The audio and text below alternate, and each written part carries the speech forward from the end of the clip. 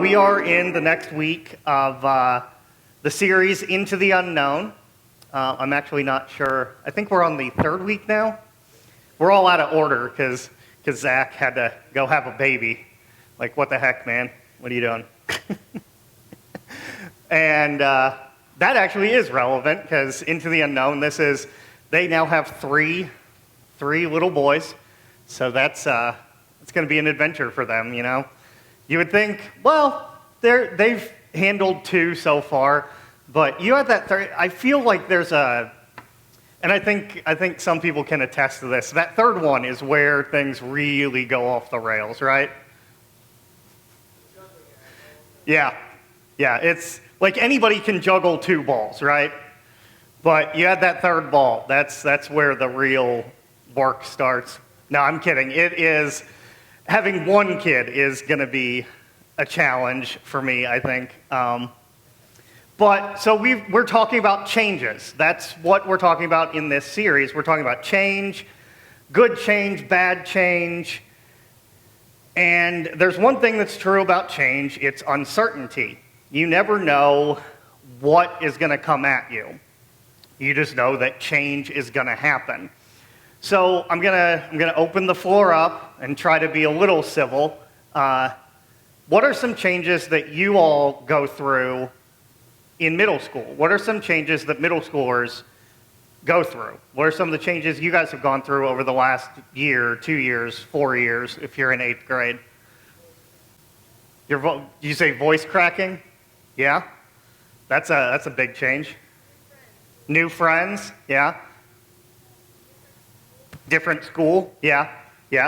Whether you're going from elementary school to the middle school, or you have moved across the country, or you've just moved a couple cities over. Like when I was in middle school, I went from Southport to Whiteland. And that was a huge change. And some of those changes can be really good.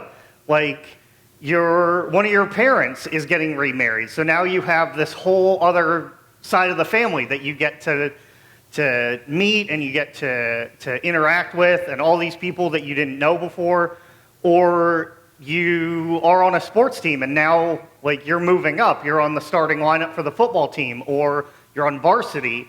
I know that's a little bit more of like a high school thing, but I mean, when I ran cross country, we still had, like, there was the good runners, and then there was the kids that were just there because their parents were legacy or something. I don't know.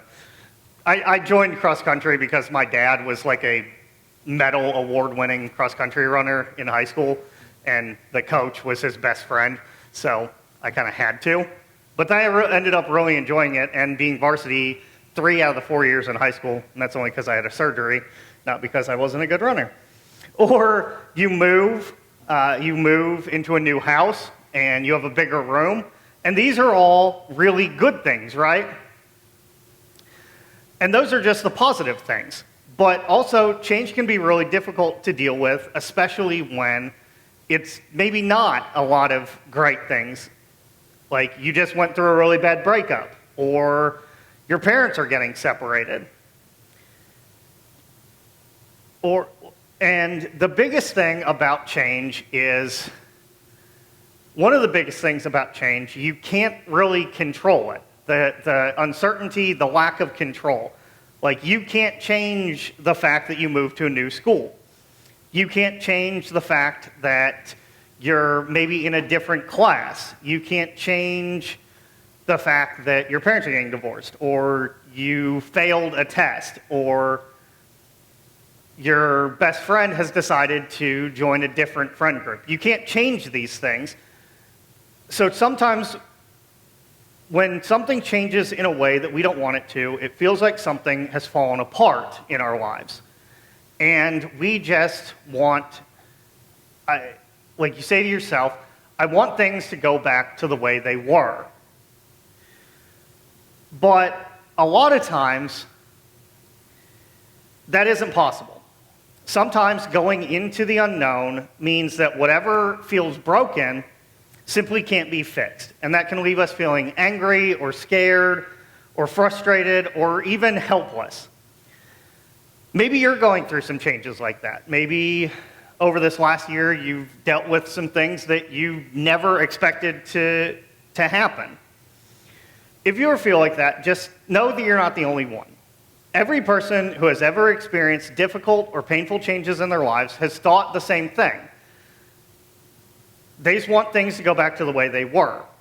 And I think it can help us to look back at the things that God has promised us when we go through these changes, when we go through these difficulties in life. So a long time ago, there was this group of people who went through a lot of changes in their individual lifetimes and in the lifetime of that group. They went through a lot of changes, starting with a guy named Abraham. God created a nation of people called Israel, starting with Abraham, in an area of the world that we call the Middle East now. And it's out of that group of people that Jesus was born. So starting back thousands of years ago, God placed his hand on this guy, Abraham, and said, from you, a nation will be born, and eventually I will save the whole world through your lineage, through your children, through your children's children. The Savior of the world will arise. But along the way, the Israelites went through a lot of struggles and a lot of unknowns and a lot of changes. They made a lot of mistakes and a lot of missteps. They misread what God was telling them. They outright defied what God had told them to do. They made a lot of mistakes, and they went through a lot of changes. The nation of Israel was taken over multiple times. Like, other people would come in, other nations would come in and take them over. The Israelites were enslaved on multiple occasions. They were nearly wiped out on multiple occasions. And they didn't always handle change the best way. Like I said, sometimes something would change and they would turn their back on God, or they would turn to God. So every time they found themselves in trouble, they did what a lot of us do. They would turn to God. They would ask God to fix it, to change it, to make things back the way that they used to be. And sometimes God did. Sometimes God would put them back in power. He would reinstate the monarchy. He would give them a period of peace, right? But sometimes he didn't. No matter what God did with the changes the nation of Israel was dealing with, God always promised them something they could hold on to. And it's the same thing that God promises us today. So in the book of Isaiah, chapter 43, verse 2, it says, when you pass through the waters, I will be with you. And when you pass through the rivers, they will not sweep over you. When you walk through the fire, you will not be burned. The flames will not set you ablaze. Okay, so first off, I want to really pay attention to the way that this is stated, right? It says, when you pass through the waters, when you pass through the rivers, when you walk through the fire. It doesn't say if. It doesn't say if you pass through the waters, or if you walk through the rivers, or if you walk through the fire. It says when you pass through the fires. So I keep mixing all the verbs up. But basically, what it comes down to, it's not saying, hey, if problems arise, I'll be there for you. It's saying when those problems arise. God isn't saying that, hey, your life is going to be super easy and you're never going to run into trouble. He says, hey, trouble is going to be there. There's going to be changes in your life. And when those changes happen, I'm going to be there with you. Maybe God knows something we don't. Maybe God knows that more than anything, that we just need to trust that when we go into the unknown, God is with us. And I think about astronauts a lot. I like astronauts. But this is a really good picture of an astronaut. When you think about an astronaut, you think about when they go on their spacewalks, they're not just out there floating free in space, right? They always have a tether. They always have a line that connects them back to the ship they're on or the space station, right? They're literally tethered to the spaceship. They have this cord that connects them to the suit so that they don't float away. And a lot of times that tether isn't just a rope that keeps them attached. It's also got like extra air is coming through there. It allows for an exchange where they're not just self-contained in that suit. And that's what I want to remember today. Like that tether, like the space station, God goes with us into the unknown. No matter what you're going through or what's happening at home, no matter how hurt you feel over what your friends or what your family are doing, or how sad you are because life will never go back to the way it was, God goes with you into the unknown. And that's really an amazing promise, right? Because when I'm hurting and when life throws me some curveballs, it's really easy to feel like you're the only one going through it. You're absolutely alone. Nobody knows what it is you're dealing with. And knowing that there is somebody who is always there with us, who will always be there, regardless of what we're going through, into these unknown situations, God goes with us into the unknown. And that can be a comfort, that can make it a lot easier to get through some of these changes and to accept the things that happen to us, right? And I think that God's presence with us really is the answer we need. When God finally fulfilled the promise to send Jesus into the world through the nation of Israel, one of Jesus' names was Emmanuel. And the name Emmanuel literally means God with us. It was a name that would remind us that God is with us. Jesus' life on earth was a direct proof that God is with us at all times. And Jesus actually did have something to say about this. While on earth, Jesus said something similar to God's promise to Isaiah. Check this out. It says, I have told you these things so that in me you may have peace. In this world you will have trouble, but take heart, I have overcome the world. And this is in the book of John, chapter 16, verse 33. Jesus didn't shy away from the fact that we were going to experience trouble in our lives. He didn't say, follow me and your life will be just rainbows and lollipops. He said, there's real trouble in this world. But take heart because the world can't defeat me. I've already overcome the world and I am with you in everything you do. There's no change that God can't handle. There are no unknowns that we can't walk through that God doesn't already know what's at the end. And that's because God goes with us into the unknown. So what are some of the practical steps you can take? What are some of the things you can do in your everyday life? Just remembering that God goes with us into the unknown.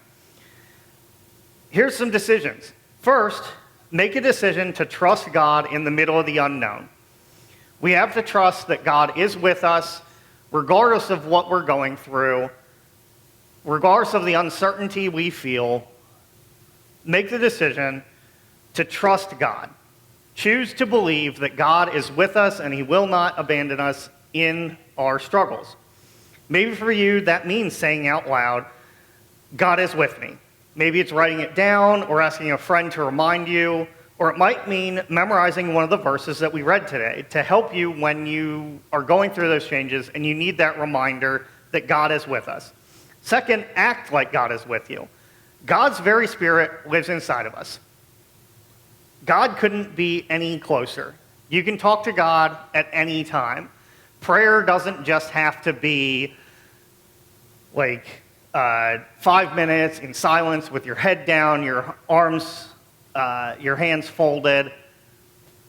Prayer can be in everything you do. That's the same with worship. Just live like God is with you try to remind yourself that God's there and you're not alone. Make the decision to act like God is with you while you go into the unknown and deal with the uncertainty of changes. Finally, change how you respond to change. We can't always control the things that are going on around us, right? But we can control the way we react to them. We can choose to open up to a friend or our small group leader or our, like Zach when he comes back. Instead of acting out in anger or in frustration or just loneliness, we can choose to pause, take a breath, go for a walk, say a quick prayer, open up to somebody. Instead of giving up when faced with the unknown, we can choose to believe that there's more to come in our stories. So we can choose to believe that God goes with us into the unknown. Not only that, there are people at the church who want to be with you through these changes. That is quite literally the reason that we have the small groups here. That is the reason that we have these programs. We want to walk with you as you go through these changes, especially in middle school. Middle school is a huge era of change. You go through so many things in middle school that it's good to have that other person there that you can reach out to and can trust, and they've been through those changes. They know how to, and they don't know all the answers. Like 100%, I will say, I do not know all the answers. But that's what we're here for. The small group leaders are here. We want to be that trusted ally. We want to be able to walk with you, and we want you to be able to come to us when you're going through these changes and knowing, and even if we're just there to remind you, hey, God is with you regardless of what you're going through, regardless of what's happened to you or what you've done, God is still going to be with you. And he's going to be with you through all of these changes, and he'll be with you at the end of those changes when you come out a better person. So as we get ready to break off into small groups, think about this. How do you feel about change? How do you feel about change? I will close us in a word of prayer, and we will break off into our small groups.